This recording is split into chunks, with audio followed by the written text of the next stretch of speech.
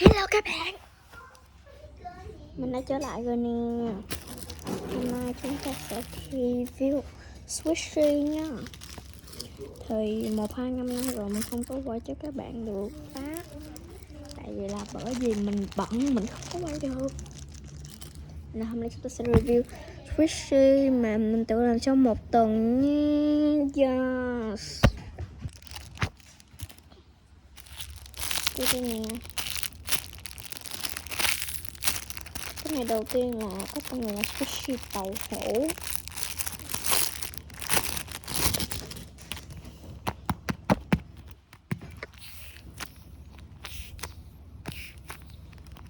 Bóp nhìn nó hơi bị non.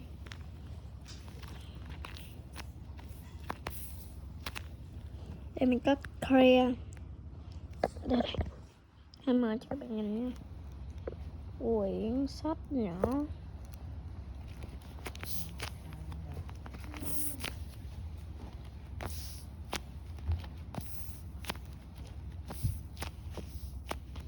Mình có điểm 7.9 nè. Cái này mình cho là 9 điểm 99 nha. Ok, tiếp theo là một cái mà cái thứ hai mà mình làm. Ok, đây là một cái Squishy. Mới đây hả? Ủa cái gì vậy? Ở ngoài nhà mình đang có sấm sét, gọi là sét đánh.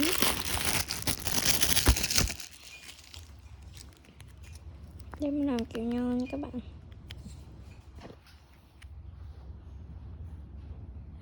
Đây, đây.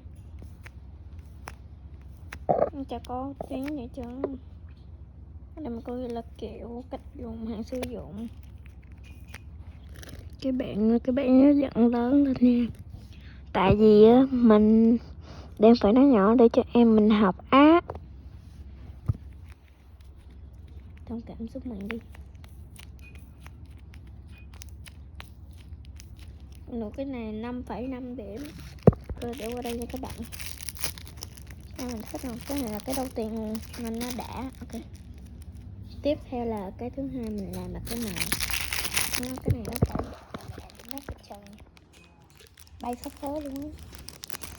Nó là một cái Squishy mà cho nó bị nó hơi đẹp đó, nó cho nó đẹp. Bóp siêu đã tăng. Các bạn cùng mình nghe tiếng của nó nhé.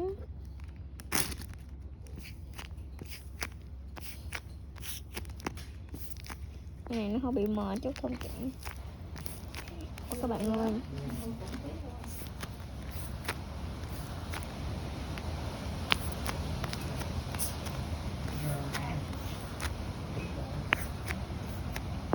Đây là cái trái cà chua. Đây cũng có một trái cà chua. Cái này nhìn giống hết, nhìn nó giống trái táo nhưng mà nó là tomato đó các bạn à. It's a tomato nha. It's so softish.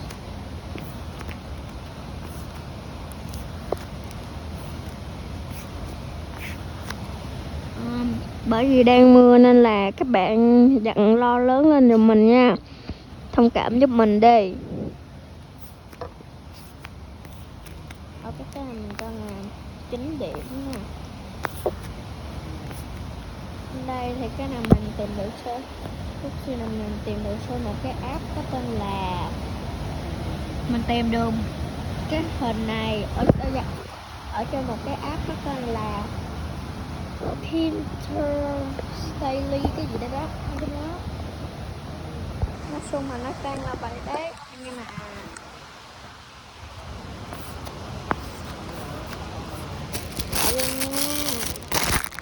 để nó ở đây nha các bạn ơi. Tiếp theo là mình còn 2 cái nữa. 2 cái này thì nó sẽ là hình kiểu vuông vuông và chữ nhật nha. Nó có này để mà nó cao, nó có chổi. Thôi đây trời. Không nhớ cách mở nằm đây đúng không? Rồi các bạn ơi, ok mình đã mở ra được rồi.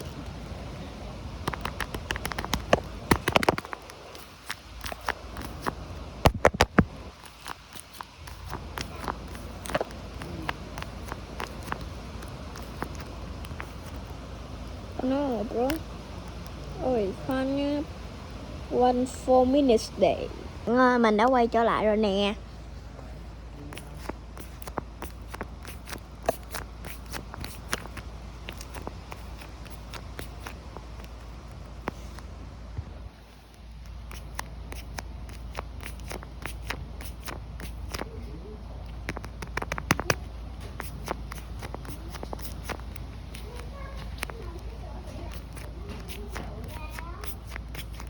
Cái này mình cho là 7 điểm nha, tại vì nó bóc cũng không đã lắm. 7 điểm rưỡi đi, 7 điểm phẩy 5 nha, tại vì nó bóc cũng không có đã lắm á, cũng được bình thường thôi. Bây giờ mình sẽ bỏ vô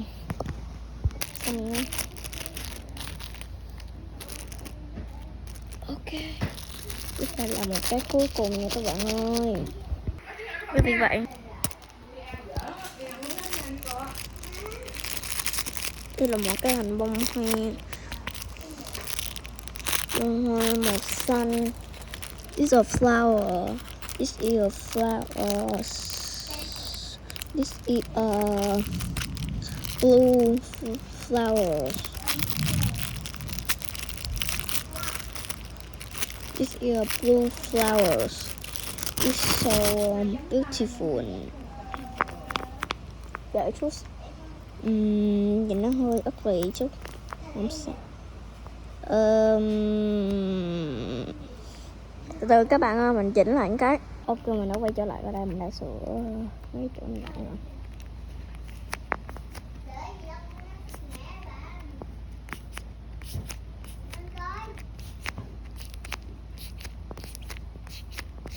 Cái mình cho là 7 điểm rưỡi luôn nha.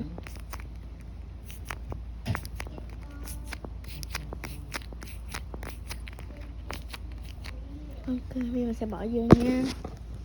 Ok, lại 5 cái của mình nha.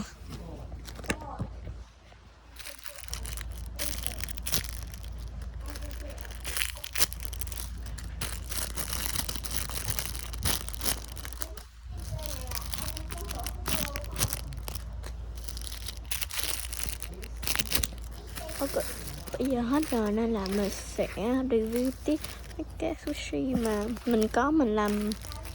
Mình thì mình mua cái khung về nha các bạn ơi. Tiếp bây giờ mình sẽ lấy nhắc cho các bạn ơi. Thì bây giờ mình đã lấy xong rồi. Đây, hiện tại thì mình có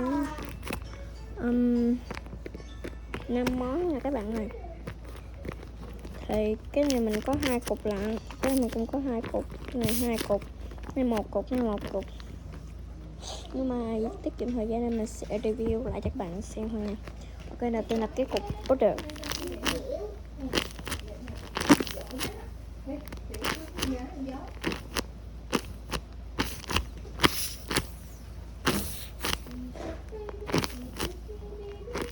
Bao siêu đã luôn các bạn.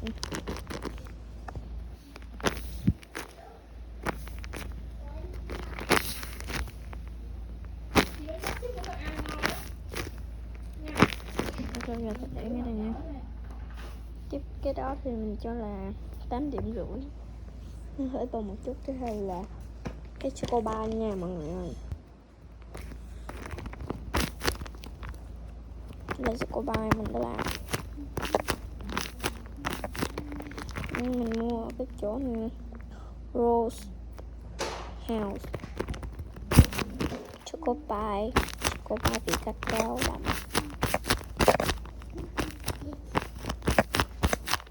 Nhưng mình cho là 8 điểm rưỡi nha.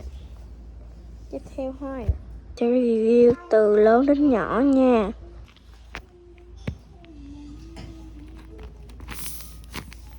Ok, thì đây là một cái sushi này nè.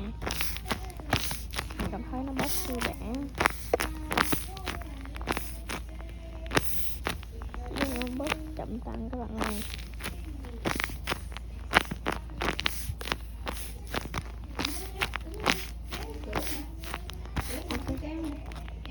Cái này mình cho là 10 điểm nha. Ok, để đây. Tiếp theo thôi. Thì cái này mình nói với các bạn là mình đã cho 10 điểm nha. Có siêu đẳng. Tiếp theo là một cái cũng hơi bự. Ui, cái này nó hơi xấu nha các bạn ơi. Chắc chắn như mình nó bóp cũng đã lắm.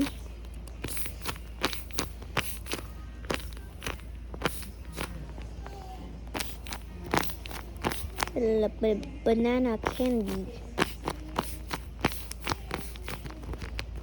Cái này cũng có chỗ chị đó luôn nha, người Việt Nam nha. Này bóp cũng đã 8 điểm. Tiếp theo một món cuối rồi mình tắt nha. Ok, đây là một cục Milo Cube. Đây mình cũng mua chỗ chị đó luôn.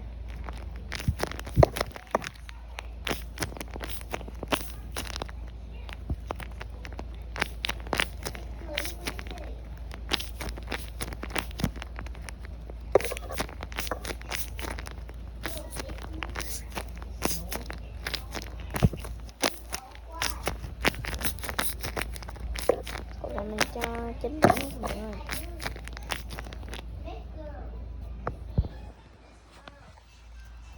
Đây, ok, đẹp quá. Ok, xong rồi bye bye mọi người nha.